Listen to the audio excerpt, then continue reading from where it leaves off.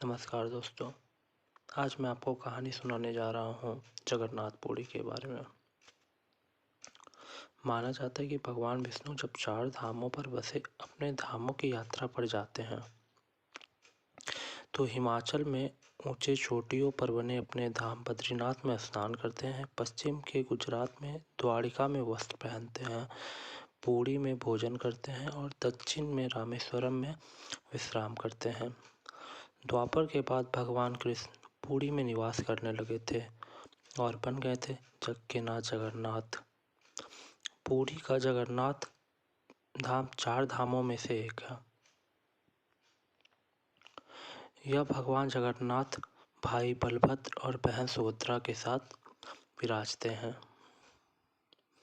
वैसे तो काफ़ी सारी कहानियाँ हैं, पर चलिए आज मैं आपको बताता हूँ जगन्नाथपुरी के बारे में 10 रहस्य।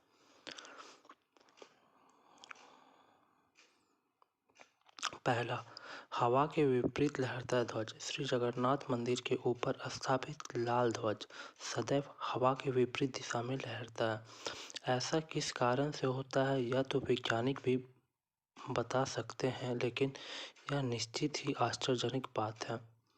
यहाँ पे आश्चर्य है कि प्रतिदिन संध्या काल मंदिर के ऊपर स्थापित ध्वज को मानव द्वारा उल्टा चढ़कर बदला जाता है। ध्वज भी इतना भव्य है कि जब यह लहराता है तो इसे सब देखते ही रह जाते हैं। ध्वज पर शिव का चंद्र बना होता है। पॉइंट नंबर 2, गुंबद का छाया नहीं बनती। यह दुनिया का सबसे भव्य और ऊंचा मंदिर है। यह मंदिर 4 लाख वर्ग फुट में क्षेत्र में फैला है। इसकी ऊंचाई लगभग 214 फीट है।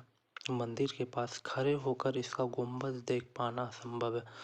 मुख्य गुंबद की छाया दिन में किसी भी समय अदृश्य ही रहती है। इसका अपूर्वक इतने बड़े इंजीनियर रहे होंगे, यह एक मंदिर के उदाहरण में समझा जा सकता है, परंतु पुरी के मंदिर का एक भव्य रूप 7वीं सदी में निर्मित किया गया था।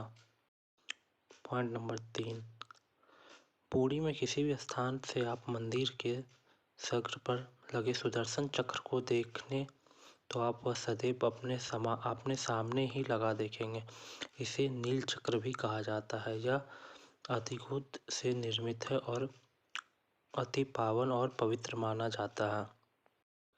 पॉइंट नंबर 4, हवा की दिशा।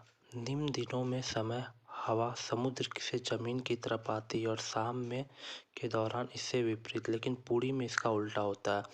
अधिकतर समुद्री तट पर आमतौर पर हवा समुद्र से जमीन की ओर आती है, लेकिन यहाँ हवा जमीन से समुद्र की ओर जाती है।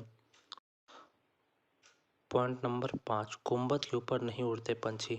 मंदिर के ऊपर गुंबद के आसपास अब तक कोई पंछी उड़ता हुआ नहीं देखा गया।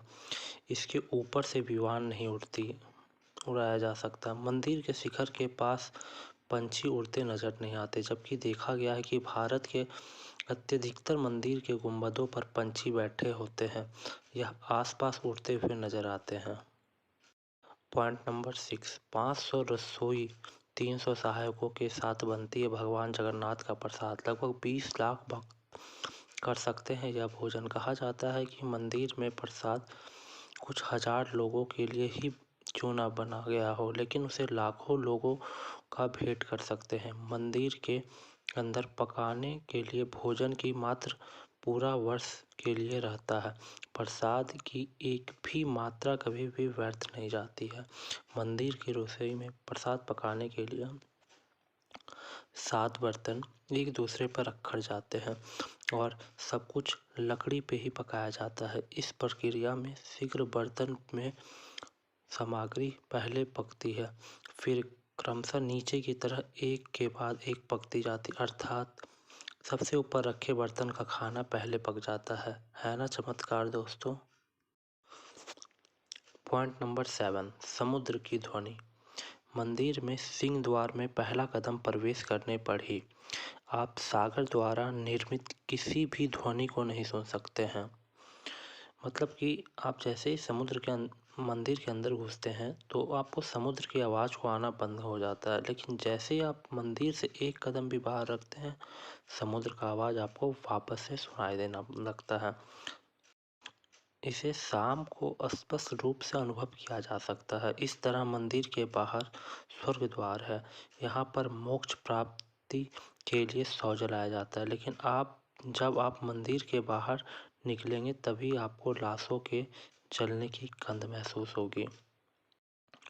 पॉइंट नंबर 18, यह श्री कृष्ण को जगन्नाथ कहते हैं। जगन्नाथ के साथ भाई बलभद्र, बलराम और बहन सुभद्रा विराजमान है। तीनों की ये मूर्तियाँ काष्ठ की बनी हुई है।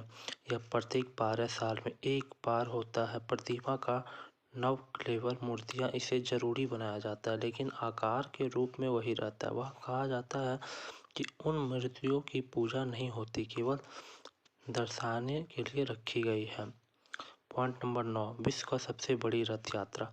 आषाढ़ महीने में भगवान रथ पर सवार होकर अपनी मौसी रानी गुड़िया के घर जाते। यह रथ 5 किलोमीटर में फैले पुरुषोत्तम क्षेत्र में ही होता है। रानी गुड़िया भगवान जगन्नाथ की परम भक्त राजा इंद्राणी की पत्नी थी, इसलिए रानी को भगवान जगन्नाथ की मौसी कहा जाता है।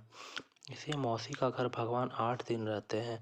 आषाढ़ शुक्ल दशमी की वापसी की यात्रा होती है। भगवान जगन्नाथ का रथ नंदी घोष है। देवी समुद्र का रथ दर्पदलन और भाई बलभद्र का रक्ष तत्व ध्वज है। पुरी की जगपति महाराज सोने की झाड़ू बहारते हैं, इसे छहरा पैरन कहते हैं। पॉइंट नंबर 10, हनुमान जी कहते हैं जगन्नाथपुरी में समुद्र की रक्षा।